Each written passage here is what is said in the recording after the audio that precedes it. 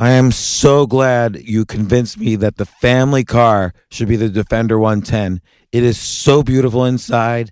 It's so comfortable and it just feels indestructible. Yes, it really is. I've been waiting a long time for the new model to come out. The Defender 110, I'm telling you, it's my favorite car of all times. It's my third one. You know, I have stories of going off road. The guy managed the group. He was like, "What are you doing in this beautiful car?" I'm like, "I'm going off road." He's like, "Are you sure? Because you can use one of ours." And then they look like Mad Max cars. I'm like, no, we're going to do this. And he was shocked. Wow. Well, it's great because the Defender has been reimagined for 21st century adventure, and its unparalleled off-road ability as well as its robust interior are invaluable whether you're headed towards uncharted territory or just a weekend of exploration. The Defender 110 tackles challenging surroundings with absolute confidence. The SUV conveys strength outside and in, featuring peerless technology like an intuitive driver display and an award-winning infotainment system. That's my favorite part, to keep you connected no matter where the journey takes you. Adventure is unique to everyone, and so is the Defender. Choose from the two-door Defender 90, the four-door Defender 110, or the larger Defender 130 with the ability to seat up to 8 passengers. You'll find uncompromising performance in all three. So pack up and go even further with the Defender 110. Learn more at LandRoverUSA.com/Defender. This isn't your average business podcast, and he's not your average host. This is the James Altucher Show. Today on the James Altucher Show. Let's talk about that. You were in Haiti for the first 9 years of life. Facts. You were in Brooklyn. You were basically, it's not like everybody who had your background like said, oh, okay, I'm going to be in the worst ghettos possible, and then I'm going to simply be the biggest rap star on the planet. What's the leap? What made you different? Literally, the job that I loved and was most passionate about was just doing my music. I remember I got fired from Burger King, though, right? And if anybody... How? What did you do? First of all, remember on the mass, on the score, remember I said, I used to work at Burger King, a king taking orders. You know So what did I do? I literally was making Whoppers, but at the same time, he caught me singing. And one thing about it is when you working in these fast food restaurants in our era, you would walk in and they would try to brainwash you with a video of what you're supposed to do and what not to do. And this video was like the Bible. It's like, welcome to Burger King. When you're making the Whopper, this is how you have to do. Your hands must be clean, boom, boom, boom, boom. You must, and I wasn't like talking over no sandwich, you feel me? But literally, I'm making my Whopper, and in my mind, man, you know, I'm like just in Madison Square Garden, and I'm just singing my songs. And the dude comes, he's like, what are you doing? What are you doing, Gene? And I'm like, I'm making a Whopper. He's like, no, you're singing over the Whopper. Is that what you're doing? I'm like, no, I'm not. Man, bang, fired. But in my brain, I just had an ending plan. It's not where you start, but where you're going.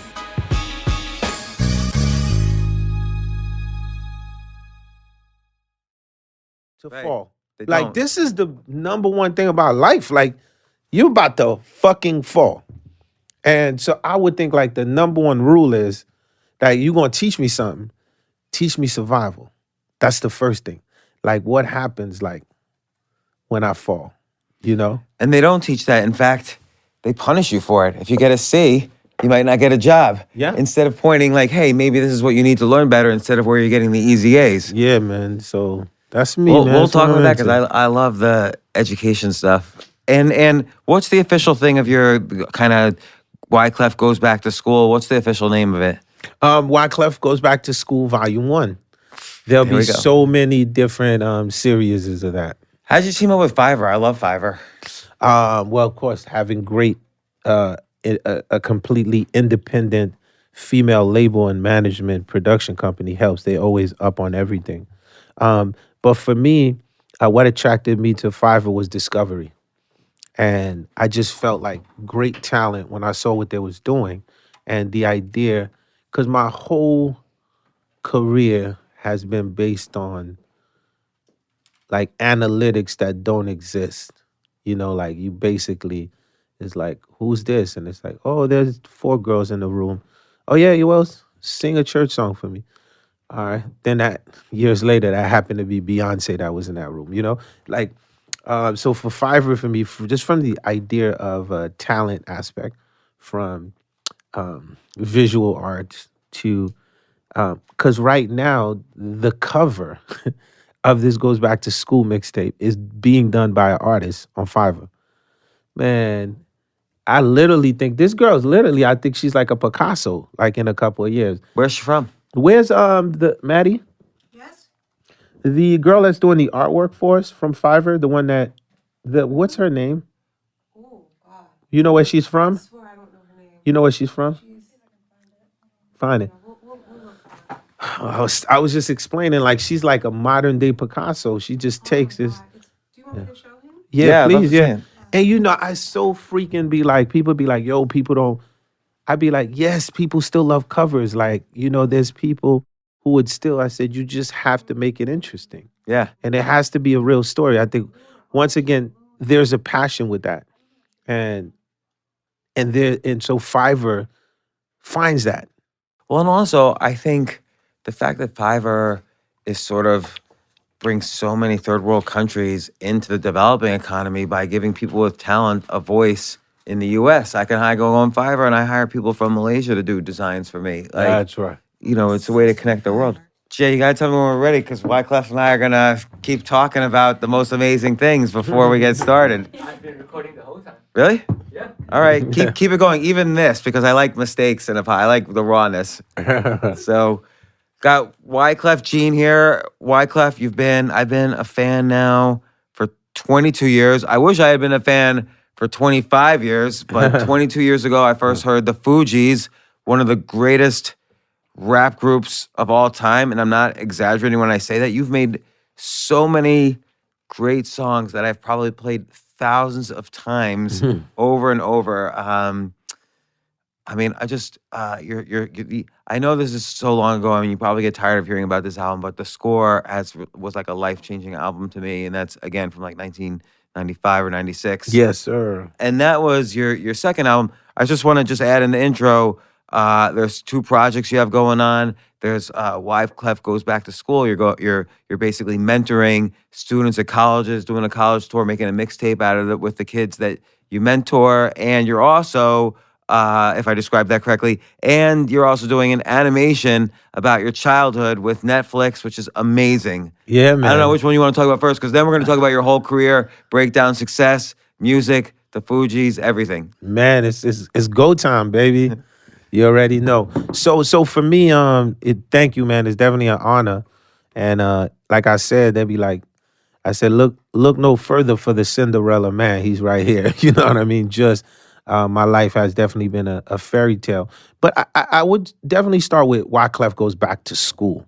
And so my entire life has been based off of discovery and the idea of an era where you had to physically show up to smell the talent in the room and to see what it was going to be, So for me, the Fugees, for example, the original, my original group, man, so many record companies passed on us, right? Not only passing you after you went gold with your first album from they 1994. passed. Yeah, they literally, they were sending these A&Rs in.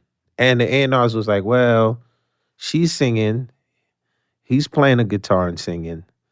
The other dude looked like he should be with Guns N' Roses. But he what is this? You know what I mean? I remember you even made fun of an AR guy in one of your songs. I forget the exact song, but you totally like dissed on just classic AR. And I think I know the exact guy you're referring to as well, but I won't say his name. Yeah, but for me, so the idea of the A&R, I always felt like the A&R was the people. Like the people was the one that did that. So what we did with the idea of like Wyclef Goes Back to School, I said, what if we use the same method, right? Let's use the same algorithm on how the Fugees got found. How was I able to work with Destiny Child and give them literally their first hit, right? How was I able to do the Gone to November, the Carnival? What's interesting about the score? The score has no stars in it. There's no known names on the score. The It's true, score, and you each kind of found your own voice in there. That was amazing. It was listening to the whole album. It's hard to say this one's the star, these two aren't, because you're all three of you went on to massive success, and you had your very unique styles. yeah. But beyond the three of us, the score has a lot of features on it. And who are these people? Like when you hear a record like Cowboys, ole, you know, this is a group called The Outsiders. They ended up getting a deal afterwards. Guess who else was on the score? Akon. So as a producer, I'm always looking for not hype, but talent. So while Clef goes back to school, volume 1, you're gonna get, it's like the reason we call it back to school, I just went back to the foundation. So the style of production is gonna be like 1996 meets 2018. So it's a sonics revolution. We're putting it together going into 2019. And similar to the score, you're gonna listen to it and be like, yo, this is crazy. But then I want you to go back and be like, who is this kid? Who is that kid? Who is that kid? Now we're in an era where you can go on a SoundCloud, and guess what? You're gonna discover new music and a different way of discovery than is out there. So that's why I'm excited about Right, it. and curated by you who have sold tens of millions of albums, won Grammys, produced some of the most amazing hits, sung some of the most amazing hits. So instead of being curated by this kind of corporate, entity that does focus groups on what music people like, you're curating the music that you're picking and then developing that talent and mentoring that talent. And what's the role of a mentor in someone becoming great at what they do? I think to your key, like real curation, right? Even if a man talk about AI today, right? The brain of it has to come from somewhere. So my idol is Quincy Jones. So that's who I've aspired to be since a kid. When people is listening to Michael Jackson, I'm like, who's doing these records? And then I fell in love with Gershwin. And then I take, if anyone goes in my brain and put a AI out of me, you're gonna get Gershwin, Quincy, Bob Marley, Well, that's just Dylan, it. you know. This is what I feel like. So I have a very specific word for this, which is idea sex, which is that you take two things and you kind of imagine what they look like together. And it seems like your career, if I can just give the ABCs of it, you learned every instrument or almost every instrument when you're a kid. You learn kind of the theory a little bit later on. Now you yourself are an excellent musician, but then you pull in jazz and all this, deep stuff about jazz. Then you pull in, reggae, all this deep stuff from reggae. You pull in all this stuff from rap and hip hop and R&B and pop. And you combine them all together, and that's what created this album that no one had ever heard of these things before. And then even later on, when you combine, Saturday Night Fever with your particular style, you always were great at like taking well-known things, adding your flavor to it, and making it better. That it seemed like if I was to capture your style somehow overall, I learn a lot from just that one thing. That's super dope. I mean, Quincy Jones said, it's either good music or bad music. So like in my brain never computed like this is disco, or this is, the Bee Gees, so it's classified as disco, right? Then The Devil Went Down to Georgia, Charlie Daniels, this is classified as country. Then Bob Marley classifies reggae. My brain didn't understand, like, till today, it don't understand what that means. It just computes like, man, this sounds dope. You know what I'm saying to you? Yo, let me catch a vibe with this. You know what I mean? It's like a art piece on the wall. You're like, yo, it's an abstract. So music to me is like an abstract painting, and you could just pull from it and just create your own. Yeah, and so you kind of took elements from things that you loved and then always combined. At this point, you were already, a master musician just because you had such musicality, learning all these instruments, learning the theory, starting to perform. But then you kind of took everything you loved and say, hey, let's put our unique spin on it. And then it would become even a bigger hit. Yeah, and then for me, I started off a battle rapper. I left Haiti, came to Brooklyn, lived in Marlboro Projects, Coney Island, and then I moved to Jersey. And battle rapping, lyrical jousting, was a way of survival. So on the block, versus the shootout or getting into it with your knuckles, battle rapping was another way that we solved it. So for me, I became like one of the best battle rappers in my era in New Jersey, and the teacher was like, "You ain't gonna make a living off of battle rapping." You know what I mean? And here you are. And so let's describe that for a second. So someone's on the corner, or they're in a club, and there's a battle rap contest or whatever, and you go in there. And a lot of this is kind of shown to mainstream public in the Eminem song 8 Mile, where it all revolves around these battle raps that he's in. But you're up against someone who's insulting you. You get a beat, and you start coming up with lyrics on the fly to rap against the person. Do you have nothing memorized in advance? Is it totally like you're just making it up on the fly? Combination of both, right? Mm-hmm. So another term for it too here's the Wyclef term for it: Shakespearean jousting, right? So literally you're jousting with lyrics, and so you have to be witty and be able to outsmart the person. So there's two parts to it. One, of course, is the gift of memorization, where your bank of memorization is endless. And the second part of it is to be able to look at your opponent and outsmart him on the spot. Like what's the one where you think of where you're the most proud? Like, I made this up. I had maybe a little bit of help from memory, but then I saw him, he said this, and I did this, and that was the best memory I have. Well, I think there's so many of them. So there's something called a scheme, right? So a scheme is where one word can mean two things or three things. So for example, if you're battling me and I said, okay, I'm going to show you how I got to 21. This is called a 21 scheme. You feel me? So now I'm about to completely blow the crowd away because I'm about to use each word that can mean two to three things. So you want to hear the 21 scheme? You ready? Yeah. All right. Now I'm the one. I know what you're thinking. Me too. But in this game of numbers, there could only be a few. I'm the Trinity. Now guess the riddle, kid. That's one man on two sticks. What's that? The crucifix. At least that's what they taught me in Sunday school. Forgive my foes. Fives pointed at Pinocchio's nose. Skip the 6, go to 7. That's the number of completion. Adam ate the apple, so they cast him from the Garden of Eden. Jealousy got him waving his 9. Cain kills Abel. He a 10 man. That mean his heart pump oil. 2 ones ain't enough to make it rain. Microphone check 1 2. Hip hop lives in my vein. I'm from the era dudes scrap with their hands. Play Friday the 13th. Get Cobra clutch a body slam. But my nephews, they don't use their hands no more. It's M14s and M15s. Guns and roses at your sweet 16. And I was born on October 17.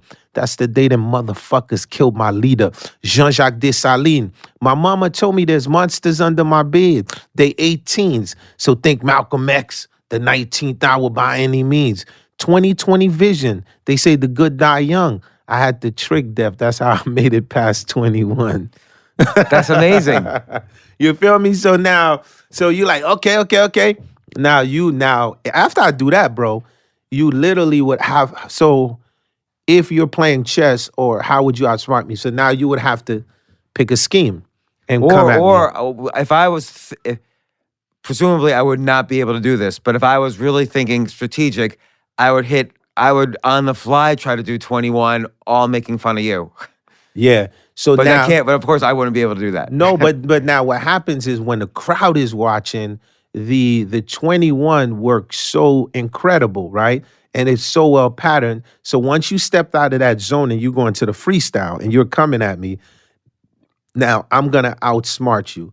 Because if you're coming at me with 21 in my brain already, you're just coming out of the fly with not a form of memorization. So now you allow me to go free form on you. Right, and you're ready because you've done this, you've seen reactions, so you've got more in your arsenal. More so, I played you to my hand. Right, I've gotten sucked into you're my hand, conversation. Because now you want to try to outbar this conversation. And so doing that, it's almost like this was your kind of beginning 10,000 hours on rap. Like you were able to, it was my outlet. Yeah. Like I always say, my mama took a gun out of my hand and put a guitar. My cousins got killed in front of Erasmus in Brooklyn. So I didn't grow up like soft. Like I literally was in the projects, you know what I mean? I I'm the kid that, that could put a switchblade like under my tongue. Like when you hearing like Fuji La, you know what I'm saying? And you go back, listen to the lyrics, and I'm talking about, yo, switchblade under my tongue. All like it was a survival for us. So for me, at the end of the day, every time I said a rap, and it was like, yo, this dude he's trying to test our neighborhood. Go ahead. For us, it was hip hop just gave the outlet. Do you know how many people lives got saved over the fact that now we had another outlet? What are you doing? I'm breakdancing. What are you doing? I'm tagging, I'm doing graffiti. Yo, so and so got beef. And then the big OG's like, all right, let's just solve it. All right, let's meet on the block at this time. Bring your bars, And it's like I really want people to understand that. Like at the end of the day, this really was not, it's not just like let's make up words because the word rhyme with this word. Like where we come from, the rhymes was just based off of like survival, because if I wasn't rhyming that day, this particular bullet could be attended for me. You know what I mean? If I'm not rhyming, I'm on the block. Like when you hit a carnivore, I'm talking about the bubble goose. And I'm like, he caught a bullet in his bubble goose. You could be at the party getting loose, talking about like, the trap going on in front of my grandma's spot. So at the end of the day, I always try to tell people, and it was funny because when we was coming out as the Fugees, they was like, yo, Tupac coming out same year, right? Biggie coming out. And this is like, the rhyming is just so like, the verbiage is so hardcore. And they're like, yo, there's no way that the Fugees would last, right? And I'm like, I said, yo, we all from the neighborhood. At the end of the day, we all are telling the same stories, right? So at the end of the day, Alfred Hitchcock, he tells the horror in a different way than Stephen King, right? No, it's so true. And you look Feel at me? Biggie, and we're kind of skipping around because we haven't even gotten to really the hard conditions you came out of and how that transforms into success. But just on what you just mentioned, Biggie was very much a storyteller and had good production behind him. Tupac, was on his own, great singer, rapper. Between you, Lauryn Hill, Pras, you were all mega musicians and producers in your own right. And the three of you coming together, combined with elements again of jazz and R&B and other styles of music, was so different from anybody else coming out of the same scene. Yeah, but like to your point, it was just bebop all over again. And the new form, like so new players that are replacing the Coltrane's and all of that. That just happened to be hip hop now, right? I agree, but when you compare it to like Biggie or Tupac, they didn't have Lauryn Hill. They didn't have you or Pras. Like, No, all three of you brought 100%. something to the table. 100%. But I felt as authors, like if a dude is like, yo, I'm gonna pull this gun and I'm gonna blast your head. And then they say it literally, right? And then me, I go, now that I escape, sleepwalk, or awake, those who could relate know the world ain't cake. Jail bars ain't golden gates. Those who fake, they break when they meet their 400-pound mate, right? From Ready or Not, right? That's right. Ready or Not. I'm talking about prison life. I'm talking about, yo, you can get shanked up in there. Like, you literally could get raped. Like, So- it can so get let's talk crazy. about that. You know what I mean? Let's talk about that. Not the rape part, but let's talk about the other parts. Like you were in Haiti for the first 9 years of life. Facts. Facts. You were in Brooklyn. You were basically. It's not like everybody who had your background like said, "Oh, okay, I'm going to be in the worst ghettos possible, and then I'm going to simply be the biggest rap star on the planet." Like, what's the leap? What made you different? I mean, I always say if anybody's seen the movie Slumdog Millionaire, that's us. That's the first 10 years. We didn't have a bathroom. We had what's called a ravine. We ain't had cars. You know what I mean? We took donkeys. You feel me? We ain't have like no light, like electricity. What the heck is that, man? We had that oil lamp. You know what I'm saying? We had that candle. Yo, it's time to go get water. All right, dog. It's going to take you 3 miles. You better walk to that well and bring back something good, So, but we had imagination, dude. Like I remember like being in the hut, and we had this one game we played called I'm Going to America. And in this game, literally, I would get in the donkey, and all the kids would stand around and they would wave and be like, "Yo, where you going?" "I'm going to America, man." And then I'm on the donkey now. I got to tell all the kids, ask them like, "Okay, what do you want?" And dude's like, "Yo, bring me back this." I'm like, "What do you want?" So now I take the donkey and I go around the cemetery all by myself with this donkey. I'm going around the cemetery.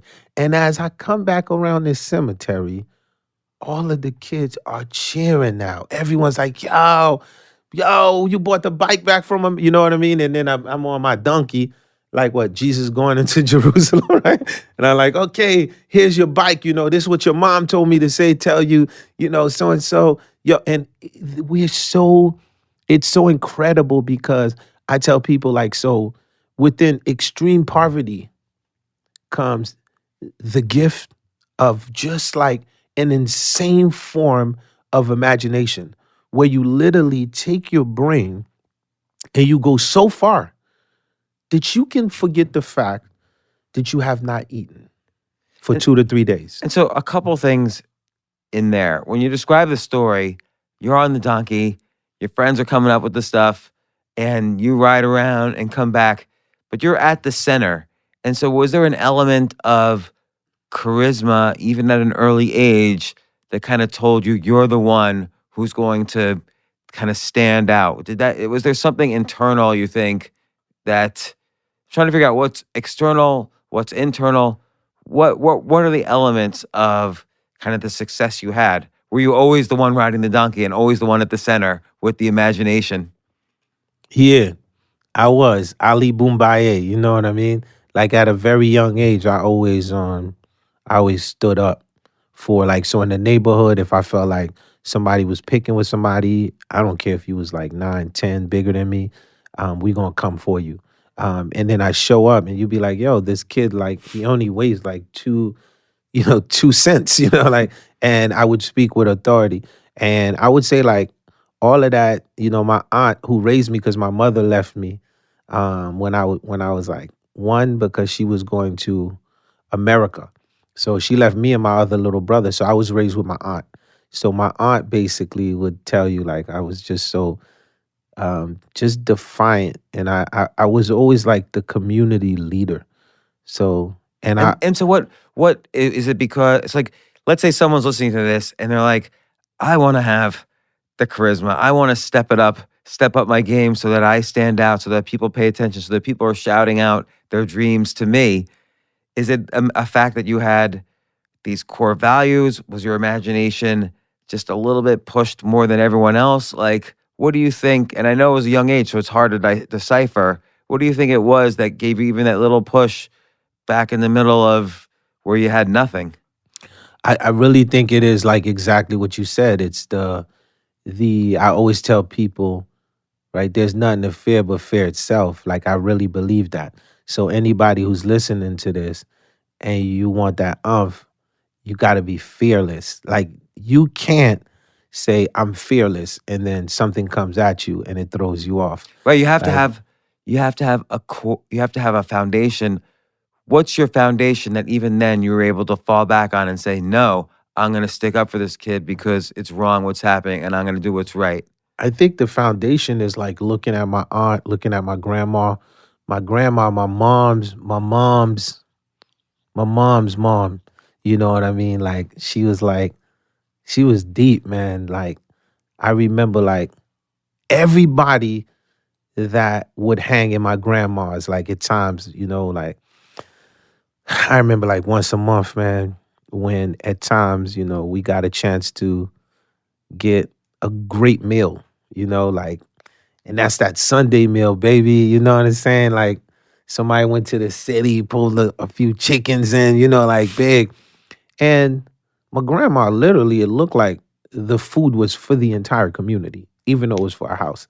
And I remember like police would be coming to eat, you know what I mean? And it could be a dude who's like, a big gang leader. He's there The police is there eating. You feel what I'm saying? And So it they, exposed you to like a lot of different types of communities. yeah, and they told my grandma, why are you gonna have him here? Like, this a big gang, you know? And my grandma's like, look, at the end of the day, you see, if you put the police where the gang is at and the preacher comes and all of that, do you see what everyone's doing? Everyone's human. So at the end of the day, we all are humans. And she always like would say stuff like that and it would just stick with me. You know what I mean? So grandma, definitely. My So- mama's mama. So like fast forwarding to the start of the Fugees, the name the Fugees comes from the word refugees. And it's almost like you're saying, hey, all of us outsiders could be our own tribe. This kind of derivative of refugees. We're all refugees to an extent from let's say the normal hurdles of life. And I feel like it wasn't like you were just creating a rap group. It was almost like a movement. And I think you had that sense from early on. Hey, this is how we bring everyone together. We bring everybody into one tribe. The policeman and the gang leader and the preacher and your grandma and your aunt. Let me tell you some stuff I rarely say, man. I came from Haiti when I was 9. I was raised in Coney Island, man. At the time, it was the Italian mob. I couldn't even speak English that well. I was running numbers at a young age, dog. Like, so it's once again, it's not just like words for me. It's like, you know, when you're watching a Scarface movie and dude gets in the city, it's like, what are you gonna do? Like, so for me, the word refugee or immigrant, it was like really like once upon a time in America. Like we just felt like, yo, if we can get to this possibility of this place, like, you know, like we all are created equal space. If we can get there, then we can turn a negative to a positive. So by the time that was like, yo, we're gonna call the group refugees, it was because we had people that passed away in the Cuban waters, you know. We had those that made it to Miami but got deported back. You know, I would watch some of my friends tell me the story of like, yo, man, we just came from the Middle East. This how it's going down. So we had to flee to come up here. I would listen to my friends from Africa say, yo, and then so I was like, yo, we ain't gonna be like, we're not creating music. I was like, we're gonna create a movement. So what people are hearing on the score that they love so much, it's a sense of belonging. So the idea was to create a vision of like when you hear Bob Marley, it takes you to a place in a space, right? And that's what we wanted to do. But more so than the word itself, it's a lifestyle. Like really, you know, my DNA is cut from that cloak of just that survival thing, that immigrant thing. And for me, I guess like that's part of like my core value of just to say to a kid, you can go from a negative to a positive, you dig? And a lot of people don't do that. They have as an excuse, look, I'm just an immigrant. I'm not going to get so far. Maybe my kids will get far, but I can't. So what made you think, hey, I could go further. I could step out of this label and make my own movement, make my own labels?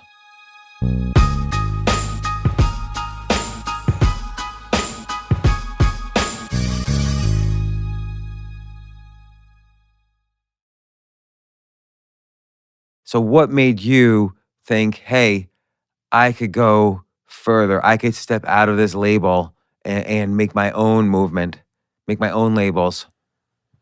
Well, I would just say, like, so when we got to America, my dad was a preacher, Nazarene preacher, and I just used to see him like set up like the hood in the projects. Like we'd be in the projects and people would come in. And once again, it was sort of like the same thing that my grandma was doing, you know what I mean? And one day, I say this in a rap song too, we was on the roof of Marlboro Hill Projects. Man, anybody want to check out Marlboro Hill Projects like in the early 80s, like late 70s? Like, dude, this was like, and we were on the roof.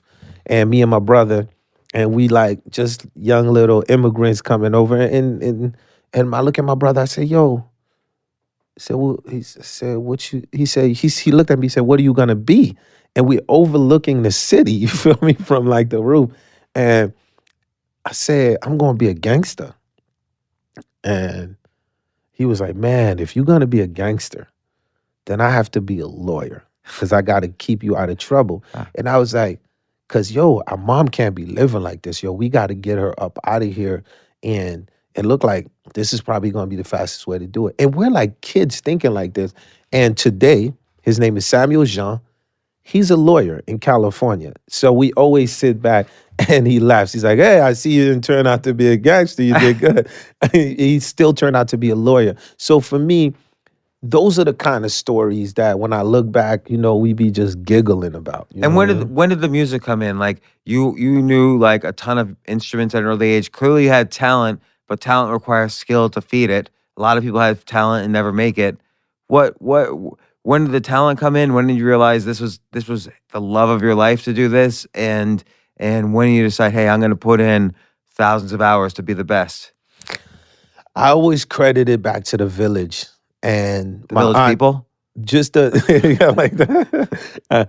Young man. So I always credit back to being in that village, that small village. My aunt always says, I'm always singing, which I was always. And there's an instrument called the tumble, which is a drum, constantly playing it. And coming to the States and my father having a church, this is how the whole thing started. He wanted to have a band for the church, right? He was like, yo, I need music in this church, right? To attract more people, whatever. So what better way than to get my kids to become the church band, right? But free child labor. Yeah. So we're reporting your dad to Child Protective Services right now. My daddy, right? R.I.P. So he's literally like, okay, right? So like Joe Jackson, right? This is the early days, and he just saw like we just love singing around the house. So he had one little TV, because we in the hood. And, my dad was like the Haitian Al Bundy, so he controlled the TV. And there were like two things like you can really watch on television with my dad. One was cowboy movies. He was obsessed. Like certain cowboy movies, like I know like Mr. Nobody, that's a really rare, like some people might know who that is, but it's a dude who literally would shoot he literally made a gun out of his hand. So my dad, so we can tell you the year and what Western played. And the other thing which he allowed us to watch was The Muppet Show. So in The Muppet Show, you had Animal and everybody. So everybody played instruments. Animal on the drums. You had Kermit. This is how Kermit talked. This is how still to today I could speak like Kermit the Frog. So you had Kermit. You had all of these dudes. Well, we've had Miss Piggy on the podcast actually. Man, I love Miss Piggy. So one Christmas, my father shows up, dude, with all the instruments from The Muppet Show. Dog. Man, we spent weeks banging on things, playing the drums, and he's looking and he's laughing every day. And every Sunday now, I'll be a witness for the Lord. And you playing and you're sounding terrible. And he's like, go ahead, you go. And then eventually, as I started getting like to be like 12, 13, I just started, while my friends were playing Atari, I just started saying, man, let me figure out how I could do this drum solo from Bruce Springsteen. You know what I'm saying? My little brother, Sadek, who played drums, he was incredible. And he was very young. It was like, oh, man. Then I saw him, doo-doom, doo-doom, doo-doom, and trying to figure it out. He was little than the drum. So then we all go on the drums. And now we all are trying to do this. Then it's the guitar. Then it's the bass. Then it's the accordion. So, dude, by the time I'm like 16 years old, I'm literally self-taught in like anything that's a string instrument, And not only the instruments, but also the styles. Like Bruce Springsteen, you have to get used to his style if you're going to play his stuff. Well, the way that happened, which people be like, yo, dude, you're weird. Like, how? Because my rap, I learned rock before rap.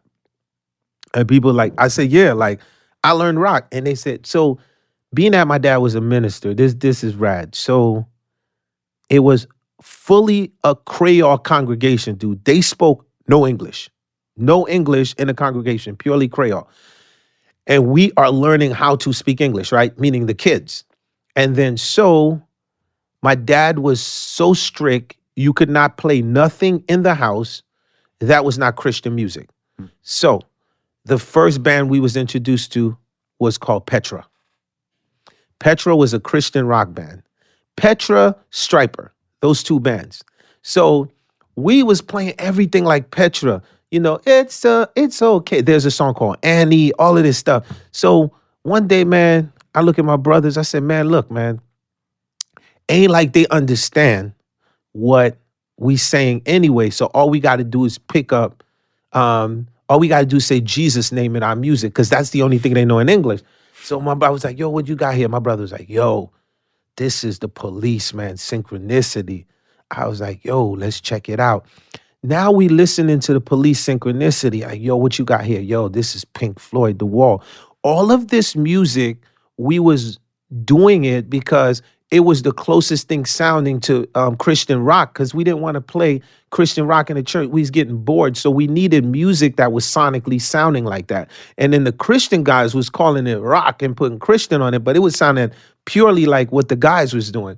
And then so this is how we discovered all of that. You know what I'm saying? So Born in the USA was not Born in the USA. It was Born in the Jesus town.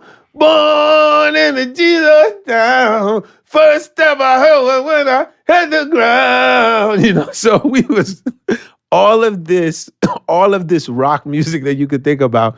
We would literally were doing covers of them in the church. But that's amazing because think about it this way. Born in the USA, in a weird way, it's as if it was focus grouped by all of the United States, and all of the United States said, yes, this is good. And so you took advantage of that focus group. Mm-hmm. You brought it to a group who hadn't heard it at all. You changed the words to Jesus. You know it's going to work. And it worked 100%. But it's like what you did with the Bee Gees and your style, the exactly. Fuji style. Like, that's right, on and on. You know it's going to work when you do that. That's it's right. Killing Me Softly, you know it's going to work. It's going to work, baby. And so that, but it's not to take away from your skill. You spent the 10,000 hours learning every instrument, learning the styles, learning the theory. Like, so you had the kind of core values, you had the charisma, you had the practical experience on the stage, and then you kind of had this, you learned this ability to take famous songs that you knew would work and do it to an audience in a new way where you know 100%, there's like 0% chance they're not going to like it. 100%, you know, for me, and also the gift of DJing, right? So you could forget about it. So, you know, I had my cousins, they would DJ and I would be the front MC. So I literally knew every crate, every song. I can go to any audience, you know what I mean? And this is another way to make a little $100 a week. You know, I can play anything. I can read a crowd in 2 minutes. So literally we show up and like, yo, you know, we hired to play like, you know, a suburban party, you know what I'm saying? And I'm like, dog, this is the playlist. Journey, Bon Jovi, like, you know, and I could just look at the crowd. I'm like, yo, this is the play. Anything. We could be a heavy metal party, a reggae party. Well, what would you do? Like, okay, they tell you to play Don't Stop Believing by Journey. What would you do? Oh, I have it. So we built a crate. So we had what was called a small sound system. So one of our other gifts that I loved most was, one of my favorite things was to go to the record store. And in the record store, just spend days, like literally we come back. So, you know, like in the rock section, you would be pulling records, and per the buzz of what you're hearing, it's like, yo, man, what you play last week? Yo, I played Journey, Don't Stop Believing. Well, what's that? Dog, I'm telling you right now, you might want to go to the record store because somebody might call it. So you literally building your crates, and once in a while, right, they'll come in and they will ask you for something in the crate, and then you won't have it, but you'll make sure that you write it. So like the next time, I think somebody had asked me one time in the crate for a John Cougar Mellencamp.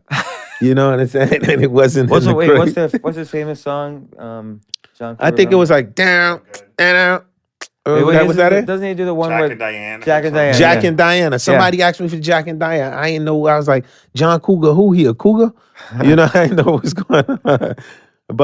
But once again, what is that? It's almost like, so you spend your entire time just searching for music, finding music, loving music, right? While your boys are playing basketball, and they love it. So they know every team, every player, you got those that are, so for me, it was like that with music. So it was like, oh, Jeopardy, I'll take 500 for music, So what do you think? Like, if let's say someone's listening to this and they're going to their job, their corporate job, they've been doing it for 30 years, they're getting tired, and they're like, it's easy for him to say, I get it. He grew up in bad neighborhoods and poverty-stricken countries, but he had these benefits. He had this benefit that as a kid, he was able to put in his 10,000 hours studying music. I want to do something new now. What would you suggest to a guy like that? Yeah, well, I mean, I had absolutely no advantage. My come up literally was like, it wasn't like I had the time and was like, oh, my mom was on welfare, let me spend. No, I was a security guard. I was the waiter. I was the busboy that was serving you, right? Do you think it's, so, I was so doing all of these jobs, but at the same time, I remember when they kicked me they kicked me, I might as well say the restaurant that I got kicked out. I remember I got fired from Burger King, dog, right? And if anybody, how? What did you do? first of all, remember on the mass, on the score, remember I said, I used to work at Burger King, a king Yeah. taking orders. You know Yeah, what I'm saying? So, yeah. So what did I do? I literally was making Whoppers, but at the same time, he caught me like singing. You know what I'm saying to you? And one thing about it is when you working in these fast food restaurants in our era, you would walk in and they would try to brainwash you with a video of what you're supposed to do and what not to do. And this video was like the Bible. So when it's like, welcome to Burger King. When you're making the Whopper, this is how you have to do. Your hands must be clean, boom, boom, boom, boom. You must, and I wasn't like talking over no sandwich, you feel me? But literally, I'm making my Whopper, and in my mind, man, I'm like just in Madison Square Garden, and I'm just singing my songs. And the dude comes, he's like, what are you doing? What are you doing, Gene? And I'm like, I'm making a Whopper. He's like, no, you're singing over the Whopper. Is that what you're doing? I'm like, no, I'm not. Man, bang, fired. So I just want everyone that's listening. So it's not like we're those people. Like I was just saying, at the end of the day, every jobs that you could think, what was the word? I was like, yo, Clef can't keep a job. Because literally the job that I loved and was most passionate about was just doing my music. But when I tell you I've done the job that I remember most was working with my father. And this is why nobody in the world could tell me nothing about America. Nobody. Because I traveled the world. And when I tell you there's really no place like America, my man, like this ain't just a word. This like an immigrant who's telling you that. Because I'm working with my father and we cleaning bathrooms. I'll never forget at the Ramada Inn in New Jersey. Yes, Wyclef is cleaning bathrooms with his dad. And when I was cleaning bathrooms with my dad, the cover band was outside and they're playing Journey. But the coolest thing the cover band was playing was Owner of a Lonely Heart. And so when I used to clean the bathrooms, I would lose myself with the music that the cover bands were playing. And I remember I had the plunger and somebody did a mess in the bathroom, man. And I like put the plunger down, you know what I'm saying? And freaking piss come up on Wyclef's face. Man, dude, I'm so pissed off and so heated right now. I take the plunger and I throw it down, right? And my father comes to me and he's like, you pick up the plunger. Pick up the plunger now. And I pick up the plunger. He's like, this is America, you know. Never be shameful of anything you do as long as what? As long as it's honest. As long as it's what? Yeah, Dad, as long as it's honest. Okay, you go back, you finish the bathroom.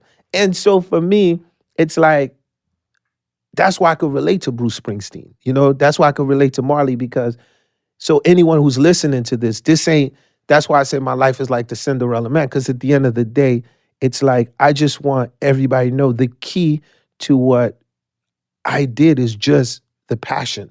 And at the end of the day, it's like whether I'm cleaning the bathroom, whether I'm a waiter, wherever you see me, everyone gonna be like, yo, when I seen this dude, he just was so happy like it was his last day on earth because this is how my daddy raised me. But in my brain, I just had a ending plan. It's not where you start, but where you going, you know? And I think it's having that positive aspect that is always lets you move forward instead of saying, this is all I'm going to be. I have my excuses. I can't do it. Like if every day you're kind of saying, okay, well, I'm listening to yes, I'm cleaning the bathroom. I'm going to be positive about it. Just like my dad said, that's always a way to just slightly move the needle a little forward. And if you keep doing that, maybe it'll be at a later age you could succeed where you succeeded, but it could still happen.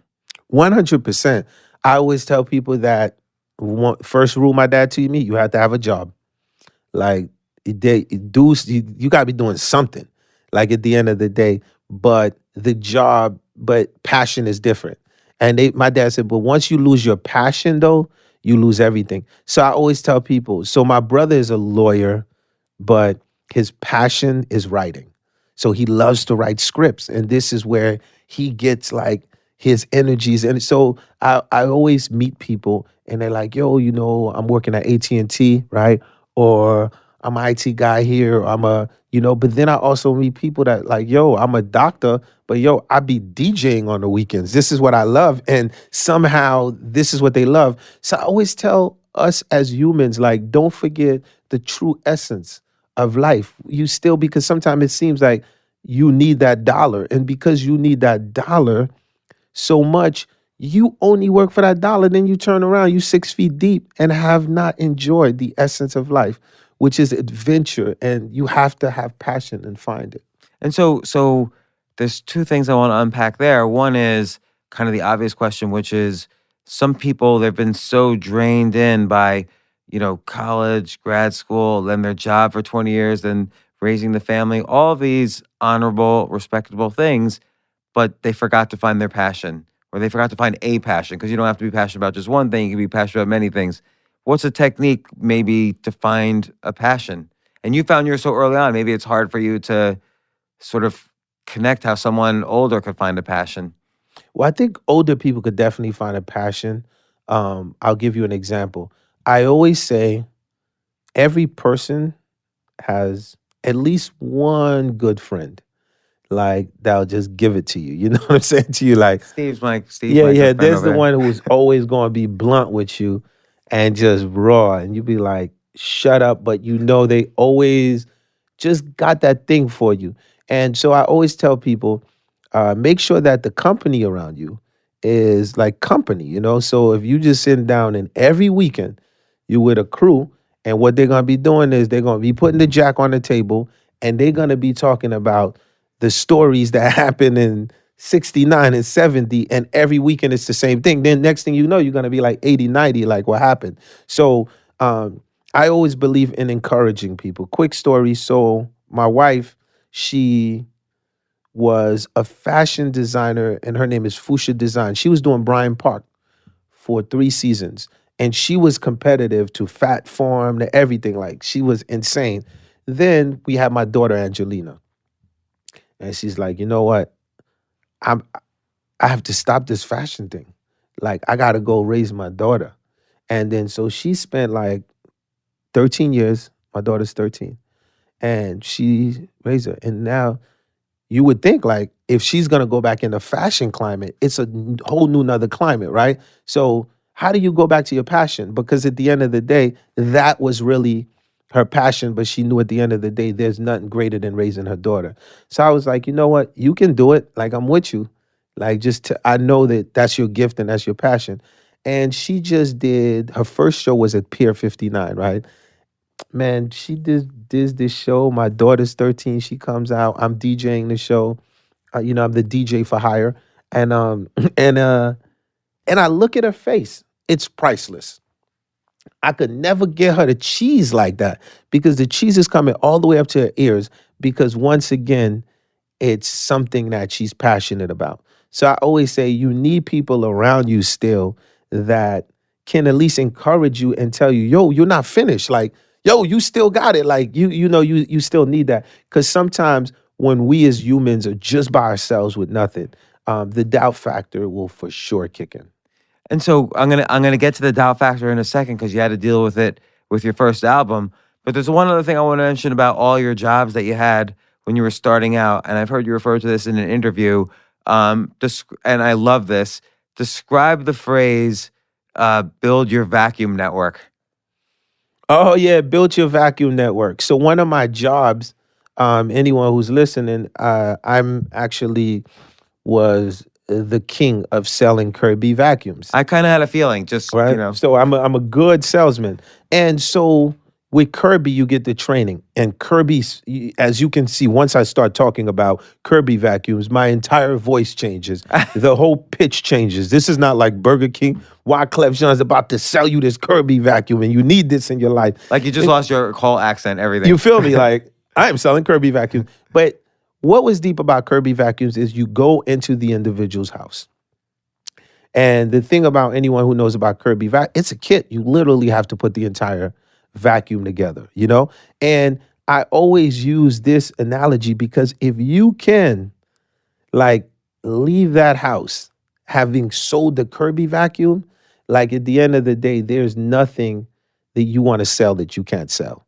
And so at the end of the day, I used to go from house to house to house. And I didn't sell in every house, like, but even when I didn't sell the vacuum, I remember somebody like pushing me out. You feel me? Like, yo, pushing me out. And as they pushing me out, I'm like, yo, you're going to regret this. Can't you see the dust? Can't you see the get out of here? You know what I'm saying to you? So it was like that thing, which once again, only in America, that idea of that opportunity, and here it is. Are you going to take it or not? So the same way that I would sell you a Kirby vacuum is going to be the same mentality that I'm going to use now to, if you come at the show and I'm like, yo, you need a Wyclef piece of merch. Oh, yeah. You don't understand. You can't leave without this merch, right? So it's almost like you find things that you've done in your childhoods and different jobs. You're literally like applying it to your modern job, your modern day life, you know? And also, would you try to sell CDs to vacuum customers? Wasn't there an element of that? Of course. So you were always connecting the dots. Of course, on you have everything. to. Exactly, because what happens is anywhere that I go, I always got my music with me. So at the end of the day, I always use like the Burger King story. I'm always saying, so there's always an opportunity. So at the end of the day, I remember, it's so funny. I remember it was a Kirby vacuum, and I sold this Kirby vacuum. And I left the person with a blend tape, a CD, a blend CD. And I was like, you know what? Today's a good day, you know. You bought this Kirby vacuum from me. I'm going to leave you with some of my music. And at the end of the day, this person's taking the music. I don't know if they're going to play it or not, but they're like, yo, this is a very interesting character here. You know what I'm saying to you? Like, did he just like, you know, I'm like, yeah, no, don't worry about it. You don't have to pay for this. I'm going to give it to you. And then at times, you know, we sold the music, you know what I mean? But with everything that I always do, there's always a component of like music in it. There's always a component of melody. So always kind of taking what you're doing, even if it's not the passion, but figuring out how to connect it to the passion. Watch this. I worked in a beauty salon store for EK Korean boss. And I'm working for him in the store, and I'm selling beauty products. Anybody who's listening to this and you want to test Wyclef Jean's beauty products, let's go. We got Precise, Revlon, right? These are some of this, very important. Another great shampoo and conditioner is called Cream of Nature. Okay, we could get into it. But this is the story. So while I'm working, he's from Korea. So I was like, yo, man, teach me some Korean. And literally, so if I'm like, na anyang hashamika ha says suli serang hamnita, I promise you, if someone's Korean, they're like, how do Wyclef know this? Because while I was working there, I was like, yo, I should probably learn a few lines in Korean on my freestyle, because when I get to Seoul, I'm going to have to be able to flip the word. Man, if someone was standing next to me in the hood, Like, so where the hell are you? What are you thinking about? You know. But once again, this is that connection of anything that I'm doing. There's always some kind of a music thing I'm looking for. You Well, and know? also, you mentioned Einstein was one of your favorite philosophers. This is a thought experiment. What if my music keeps going and I end up in Seoul, Korea? I need Yeah. to be able to blow the crowd away. That's the what if. And that's always like how I moved. You know what I mean? And that's how when I look at Einstein, you know, and I see the two sides of the mind, you know, like that side and the other side with the violin. The this was a whole nother level because classical music is like calculus. It's a whole nother thing. Just to watch how he would but it's that what if factor, you know, and people don't understand it because it's an invisible world when you're talking about it. You know what I mean? So it's like, why is this dude learning Korean? Like what? And my managers, they know, they'll see me in the car, and every day I got 16 bars that are written in a rhyme form every day, and stay very current to the generation. They're like, yo, I said, what if one day I pop up on stage and there's some kids like, yo, I want to battle you right now. Like, I can't be debating like, yo, I knew you from boom, boom, boom. And I was like, man, I have to always be ready to give the crowd some unexpected thing. And so for me, this what if factor is just a natural thing for me in my life. I think that's so important. I think that's what gets you past the doubt, which gets me to album number 1. You guys are already incredible musicians. The album even went gold, but at first it was considered a total flop. Nobody wanted to do your next album. And it's hard to be young and experience some failure or rejection. Like how, persistence beats resistance, but how did you push forward? All right. So his so you're bringing back like so much memory, and I know everyone's like tuned in, so I'm always like thinking of like what happened in the past that could just okay. So the album's called Blunted on Reality, and the album, according to them, it flops, right? Dude, you sell 500,000 at that time, that's considered flopping. Like, can you imagine? Now that would be the number 1 album of Yeah, like the 2010s. It was very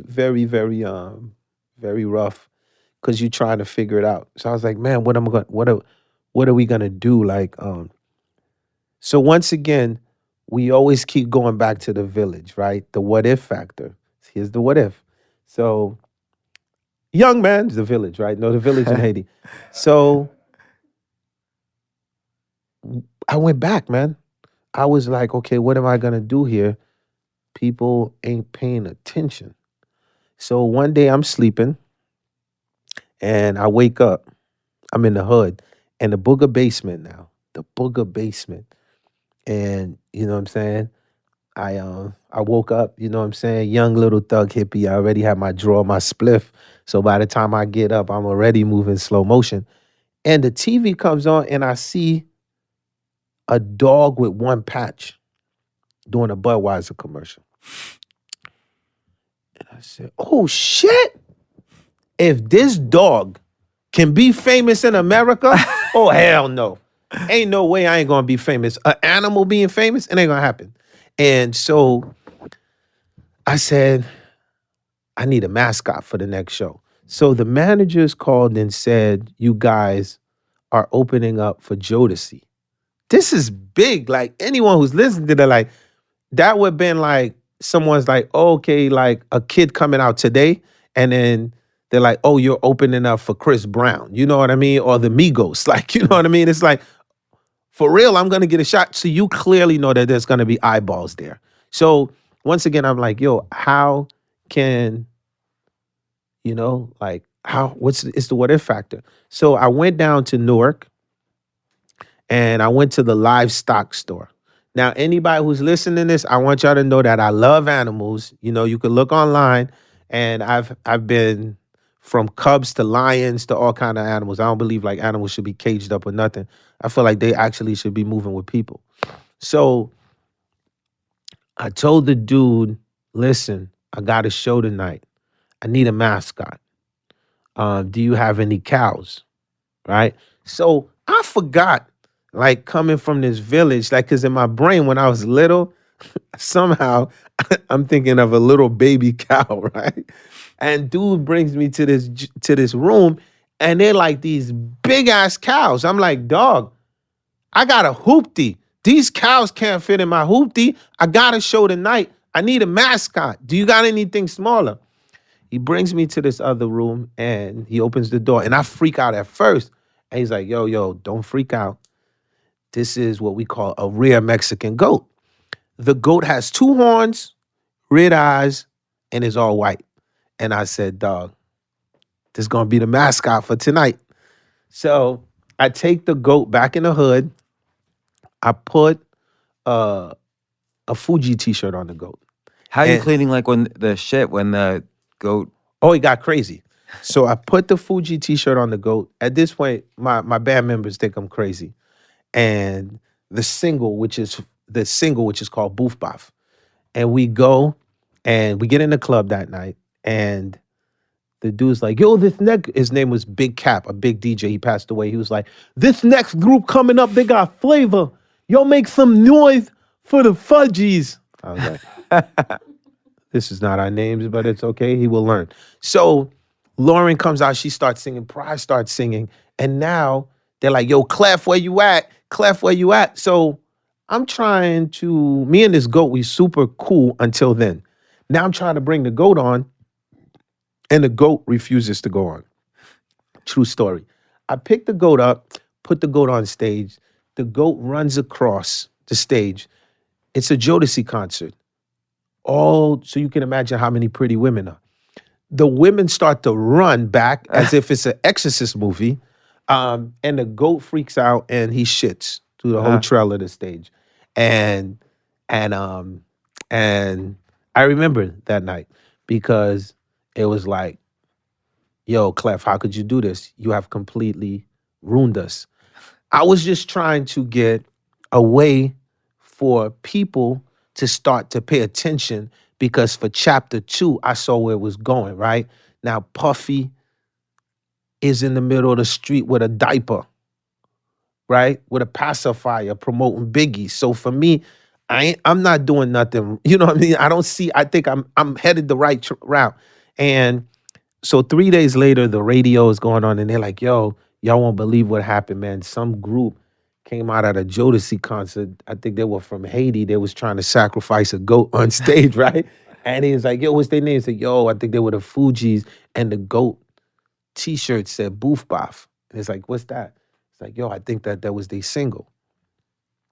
And I promise you that from that day on, and I heard that on the radio, there was no doubt in my mind that we had to be in that basement working on the score. Because I was like, yo, we have their attention.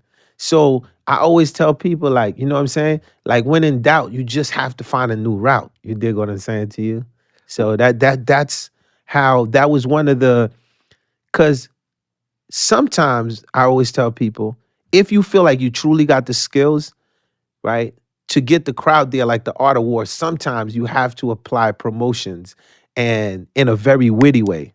Absolutely. I mean, you still have to get noticed to get people in the door. Yeah, man. And then the score itself is written in such a unique way, like, and I'm even talking about the song, the score, which personally for me is my favorite song on that album. Like, how do you, that wasn't a cover, that was very unique. Very, very unique, and you could hear a lot of jazz roots in that. You know what I'm saying? There was this producer by the name of Diamond D, and he was just, you could just tell that he had this jazz thing going, you know what I mean? And then wanted something that had very jazz roots, and as a guitar player, you know, wanted something that just sounded totally different than anything that was out there. Like, what happens if you take great vocals and put against a jazz record? And it almost had like this mystical feel to it. Like, I don't know, it just sounded even different from jazz songs. To me. But once again, it was sort of like the way that I see jazz and the way we heard it on the score, it was like after the bebop and all of that, it was like, what would be the new jazz? It was Yeah. hip hop. So it was like the way that we heard it would be like if we were doing jazz, which to a person they'll be like, that's not jazz. That's some funky stuff going on. And we like, but in our brains, it's like the new version of what jazz would be, you know? And now, fast forwarding a million years, Netflix is planning an animated special based on your childhood. Like, what happened? They call you up and say, "Hey, we really think this is going to be the greatest animated special of all time." Man, for me, what's exciting about that is the last movie score that I scored was Life for Eddie Murphy and Martin Lawrence. Mm. And so being someone who's also trained in my later years musically, like the next phase I want to get to was like, yo, I want to be competitive with the people that are doing scores at the Oscars. I want to be competitive. I believe I got the chops to do that. So for me, we approach Netflix, right? So my man Greg, Madeline, and my man who wrote the book, The Jungle Book, we approached them on an idea of like, look, man, at the end of the day, this is what I want to do. Like, I want to do, you know, Wyclef inspired music movie first 10 years. And I was like, yo, like the same way like you got Rio or the Cinderella story, I would like to show the world Haiti from the eye of a kid that turns what can appear to the eye as poverty, but is the biggest Disneyland in the world.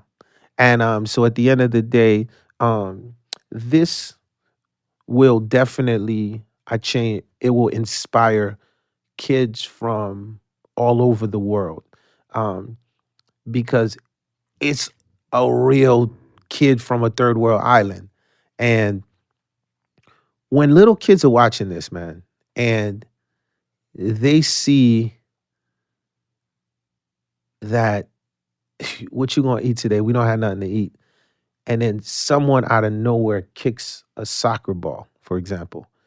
And all of a sudden, everyone just forgets the fact that they was just talking about food, that we about to play soccer all day.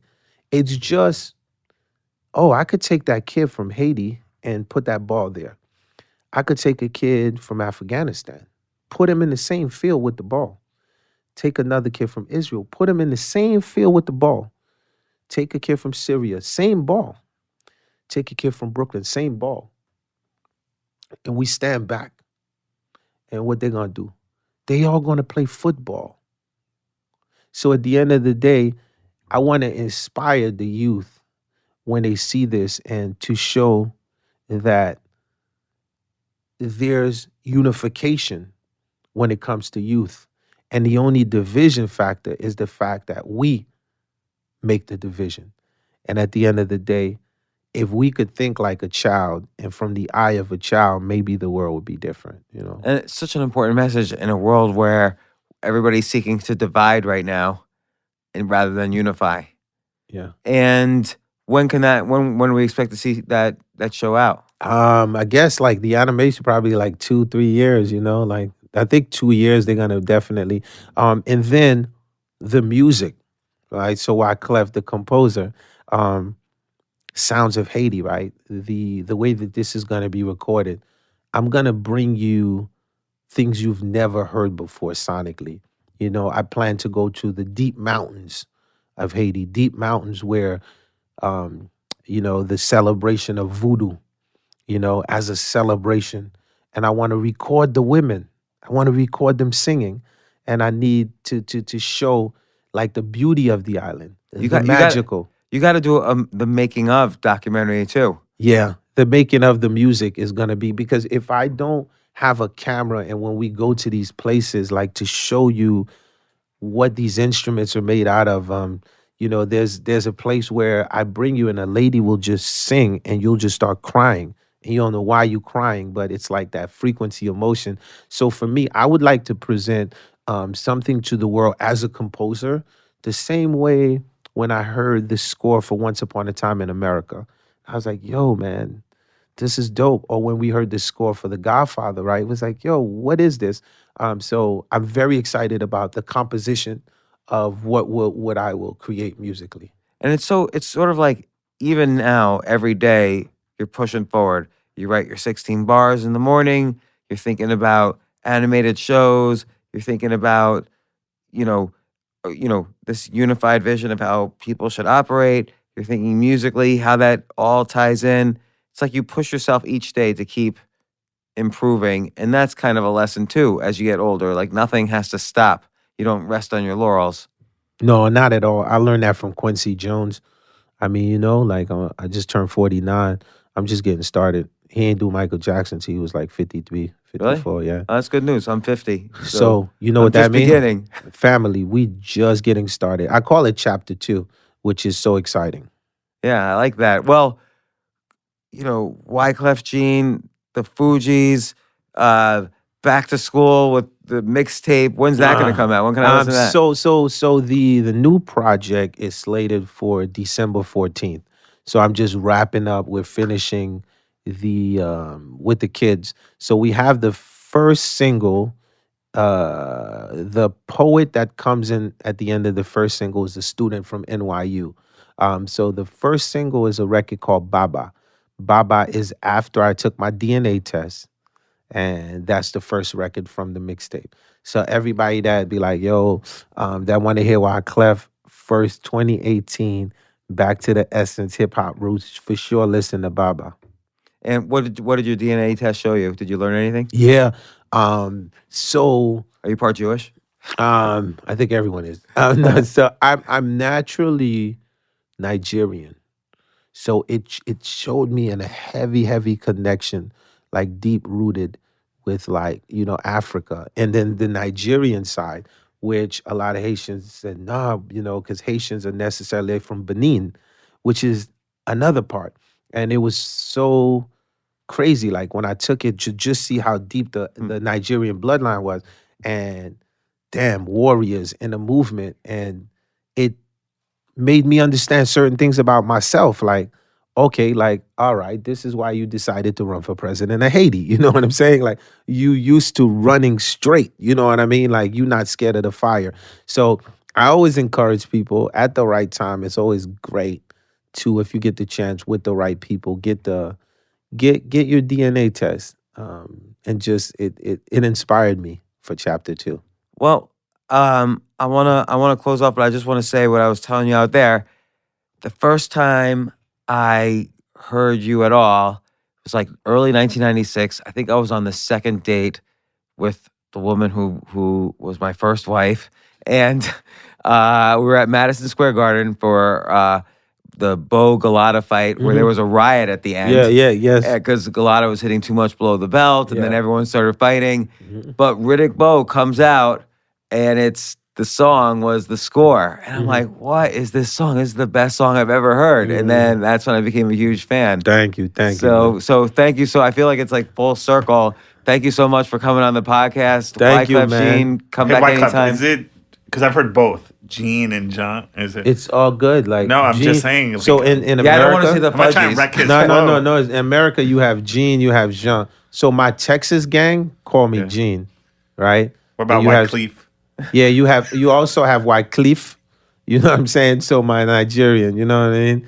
As long as it's we out here in America, baby. Okay, It's Wyclef. Okay, You good? You know, I disrespect you. Oh, thanks so much. Thank you so much, man. And I'm about to go check the comedy joint downstairs. Yeah, please. Excellent. Yeah. Yeah, we'll do some event down there. Yeah, for sure.